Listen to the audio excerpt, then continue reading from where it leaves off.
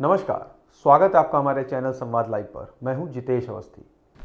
आज हम बात करेंगे आने वाले समय में भारत की राजनीति की और उससे जुड़े मुद्दों की। 2025 में दिल्ली और बिहार के चुनाव की रणनीति, बीएमसी के चुनाव की रोचक जंग और कांग्रेस की चुनौतियों और राष्ट्रीय स्वयंसेवक संघ के 100 साल पूरे होने की चर्चा करेंगे, जो 2025 की बड़ी घटनाओं में शामिल है।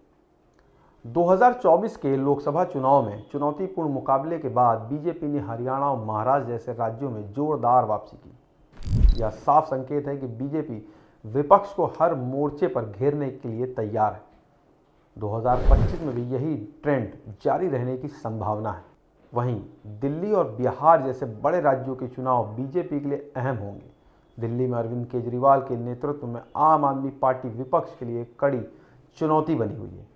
अगर केजरीवाल चौथी बार जीतते हैं तो यह बीजेपी के लिए बड़ा झटका साबित हो सकता है। दूसरी ओर बिहार में नीतीश कुमार एनडीए का अहम हिस्सा बने रहेंगे, लेकिन विपक्षी गठबंधन इंडिया तेजस्वी यादव की अगुवाई में बीजेपी को चुनौती देने की तैयारी में है।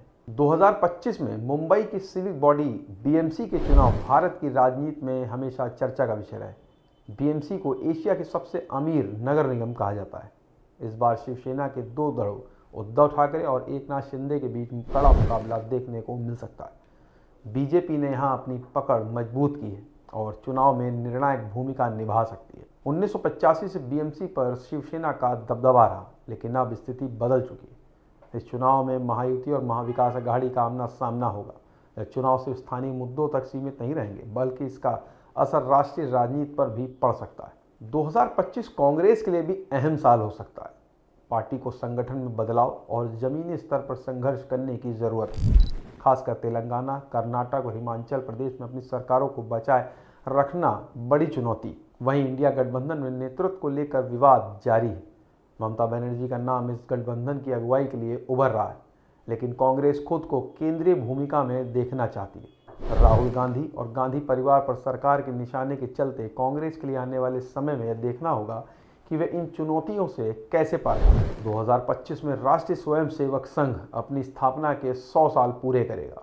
संघ ने अब तक अपनी शाखाओं की संख्या बढ़ाकर 1 लाख करने का लक्ष्य रखा है। संघ के बड़े आयोजनों का असर राजनीति पर भी दिखेगा। वहीं जाति जनगणना जैसे मुद्दे पर विपक्ष बीजेपी को घेरने की कोशिश करेगा, लेकिन संघ सामाजिक समरसता अभियान के जरिए बीजेपी के लिए माहौल बनाने की कोशिश करेगा। 2025 में भारत के प्रधानमंत्री नरेंद्र मोदी 75 साल के हो जाएंगे। विपक्ष पहले से ही यह सवाल उठा रहा है कि क्या मोदी मार्गदर्शक मंडल में शामिल होंगे। हालांकि बीजेपी के संविधान में 75 साल की उम्र को लेकर कोई पाबंदी नहीं है।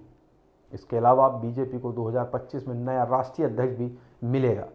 माना जा रहा है संघ इस बार पार्टी पर और ज्यादा ध्यान देगा और संगठन को मजबूत करने के लिए सख्त कदम उठाएगा।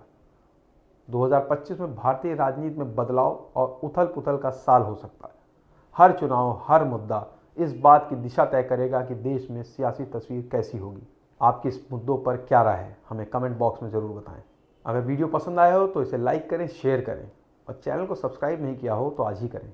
मिलेंगे एक नई वीडियो के साथ। नमस्कार।